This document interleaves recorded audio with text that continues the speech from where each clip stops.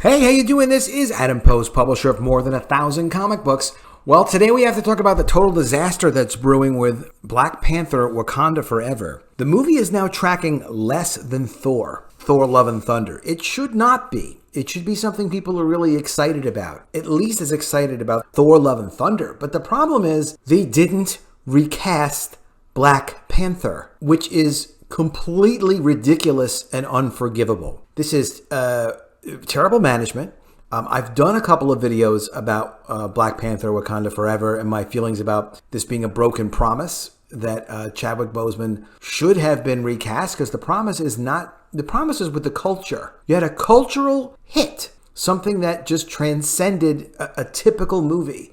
That's a rare thing to be able to accomplish. Disney actually accomplished it with a film that was, truthfully, it was okay. It was, solid, and Chadwick Boseman was fantastic in it, which is what made it so special. But Disney accomplished that. And then when he tragically passed away, didn't recast it. And this is why, as people are starting to discover what this movie is all about, they're not as interested in seeing it as they were. The box office projections have begun to be reduced from what they initially thought it was going to do. But now it's tracking at less than the first one was, and at less than Love and Thunder. How are you going to get people to see this movie once at 2 hours and 41 minutes, because that's how long it is, and then get excited enough to go see it again? It's not going to happen. So like Love and Thunder, there's going to be a tremendous drop-off after the first weekend. There just has to be. Love and Thunder had about a 70% drop-off. This is going to get worse. The word of mouth on this movie is going to be terrible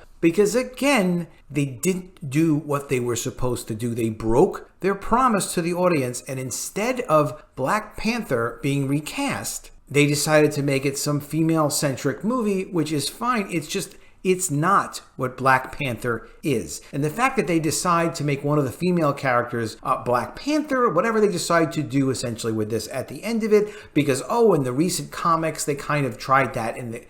You can't do that and have success with a movie. Once you're explaining and making excuses, you've unsold the audience on it. Okay, let's get into this article and talk about it further. Coming from Cosmic Book News, Black Panther, Wakanda Forever, box office trailing Thor, Love and Thunder. And why are you calling it Black Panther if he's not even in it? Okay, so let's get into the article. Before we do, please be sure to subscribe to the channel. Click the bell for notifications. Give me a thumbs up when you like it. You guys have been amazing. The channel is growing. I really appreciate you sincerely. Okay, the Black Panther 2 box office is presently trailing Thor, Love and Thunder, as well as the first Black Panther movie by around 30% less. Wakanda Forever opened internationally on Wednesday and brought in $10.1 million from 17 foreign markets. As The Hollywood Reporter points out, that number comes in at 27% lower than the first Black Panther and 31% lower than Thor, Love and Thunder. Thor, Love and Thunder went on to make $760 million worldwide, with $418 million coming from international markets. This is Thor, Love and Thunder from Box Office Mojo. So $343 million domestic. 30% under that? That's what this thing is tracking to do? Because the original Black Panther did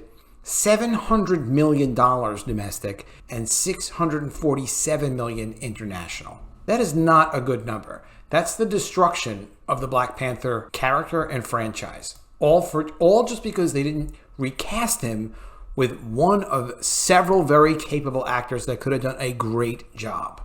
While both the first movie and Love and Thunder had the benefit of opening during a holiday, which will certainly lead to a bump, we see that Thor, Love and Thunder out of the gate was more front-loaded, as there's a big difference in the final foreign grosses between Love and Thunder and the first Black Panther. See the grosses here. Fans will actually decide the fate of Black Panther, Wakanda Forever. What that means for Wakanda Forever is the same. If fans love the movie, it will have a consistent box office. They'll go see it again and again. They'll tell all their friends about it. They'll want to see it with different friends. They have different kinds of experiences, like people did with Black Panther. You might see it with a brother. You might see it with a father. You might see it with an uncle. You might see it with your friends. Is that going to really happen for Wakanda Forever? I don't think so.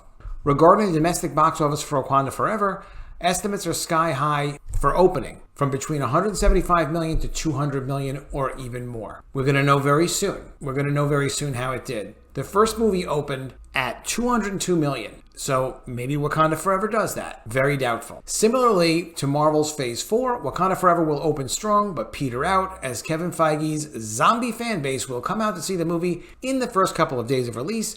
But since it's not as good as the previous movie, expect it's going to have plenty more Kevin Feige wokeness, and the box office will drop off. The number to look for is 70%. That's what you should expect it to drop off at a minimum, just like Thor Love and Thunder. And keep in mind as well, critics have not been happy with Black Panther Wakanda Forever. The critics now, even the Washington Post, is putting out negative reviews on Wakanda Forever. So unfortunately, they took what was a great brand, a great character, something that really brought people together and people really enjoyed, and they decided not to recast it. They decided to do this self-indulgent project, which is, it's a real shame. It's a real shame, and it can't be fixed. There's no fixing this. They've gone ahead and ruined it. Well, let me know what you think, though, in the comments below. Always like to see what you guys have to say. I learn a lot from you guys and have some interesting interactions with you. Please be sure you are subscribed to the channel. Click the bell for notifications. Give me a thumbs up, and I'll see you again soon with another video. And if I don't see you, I will miss you.